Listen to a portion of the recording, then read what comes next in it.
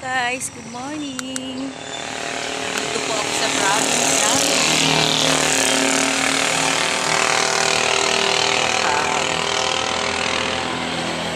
Dito po ako lumaki. Ayan. Nalakad lang po. Galing ako sa friend ko, classmate ko. Dati hindi pa siya ganito. Ito yung bodega na binibilhan ko ng yelo. Tapos meron ng gasoline station. Sarap umuwi sa probinsya.